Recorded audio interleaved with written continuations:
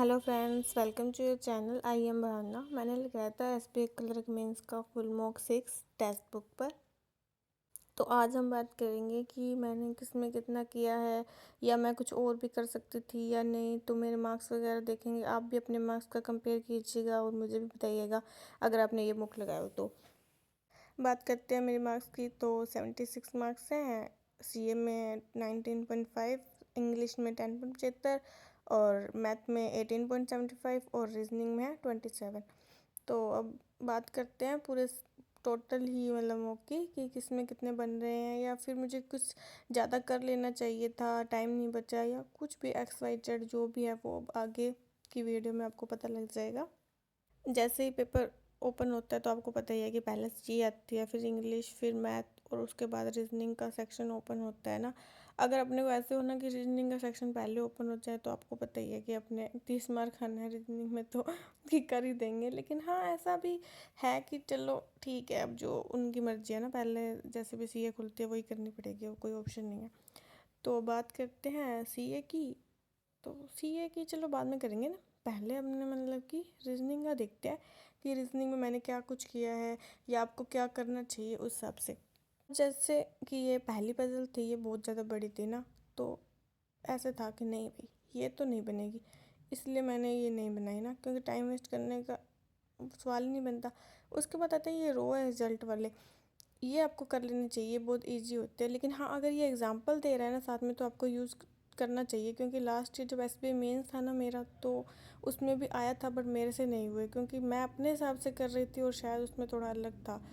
तो आपको सारी पढ़ लेने चाहिए कि डायरेक्शन क्या दी हुई। अब ये पजल भाई ये भी बहुत ज़्यादा बड़ी थी, मेरे से तो ना बने, मैंने नहीं बनाई। लेकिन ये देखिए, ये पजल मैंने कर ली और देखिए कितने ही सेकंड में करी है, या मिनट में 2.16। ऐसी पजल प्री में भी आती है ना तो भी हो जाती है। तो मुझे पता है कि ये मेरा स्ट्रोंग है ना, तो मैं ये बना लेती हूँ। तो मैंने ये पजल बनाई और बन गई।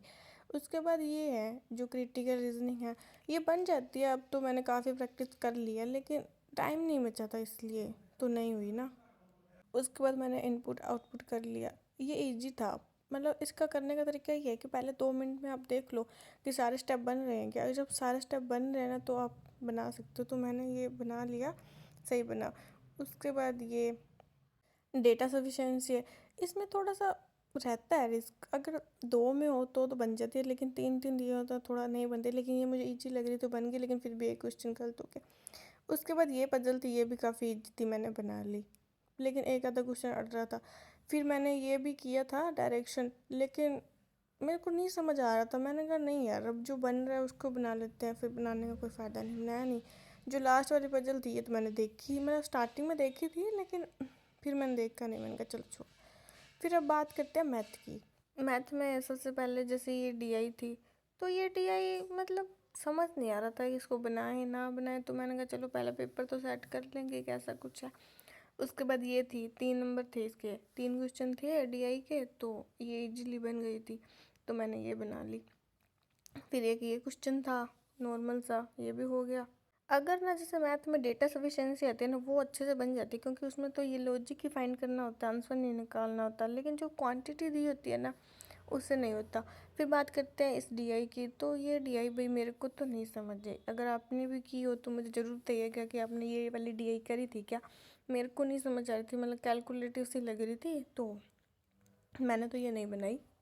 तो ये डीआई तो मैंने छोड़ ही दी ना, फिर बनी नहीं। तो फिर उसके बाद थे ये quadratic equation. Quadratic equation easy थी, मतलब बन गई थी, तो सही था। एक क्वेश्चन ये पता नहीं कैसे आगे वाला गलत हो गया।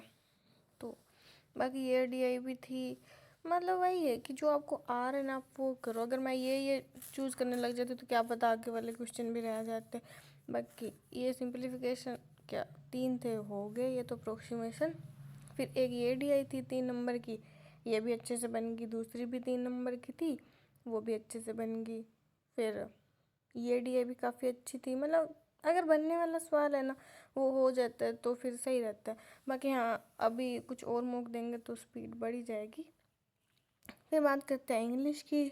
तो भाई इंग्लिश का तो मैं क्या ही बोलूँ, मेरी इंग्लिश इतनी अच्छी है ही नहीं। मतलब ऐसे खुद को होता है कि अब ये क्वेश्चन तो पक्का सही होगा, लेकिन वो हो ही नहीं रहा, पता नहीं क्या ही चीज़ है। बाकी इतने भी आ रहे हैं मेरे को तो वो लगता है कि भाई इतने तो मेरे आ ही रहे हैं बाकी तो क्या ही बोल रहे हैं। अब पैरा सिंपल था, कभी कभी पूरा पूरा सही बन जाता है, कभी नहीं बनता। फिर वही बात है कि जिस हिसाब से आपके मार्क्स आएंगे कुछ तो सही होना चाहिए ना।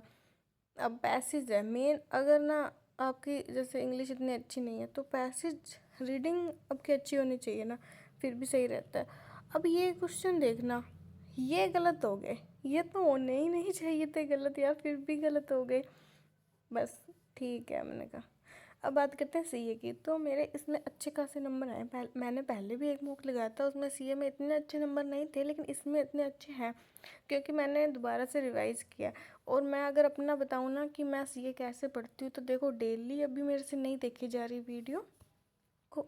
वैसे तो मैं डेली अगर क्लास लगाती थी ना तो पश्चिम क्लास से लगाती थी, लेकिन डेली का टाइम नहीं मिल रहा तो पश्चिम क्लास से नहीं लगा रही। लेकिन मैं मतलब मंथली जो वीडियोस होती है वो देखती हूँ शीतल मैम की ओली बोर्ड से।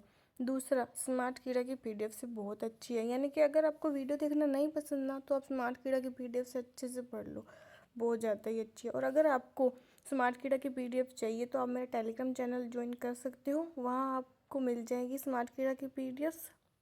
बाकी आपको किसी भी चीज़ की ज़रूरत हो तो बताइएगा। आपको आने वाले पेपर के लिए ऑल द बेस्ट।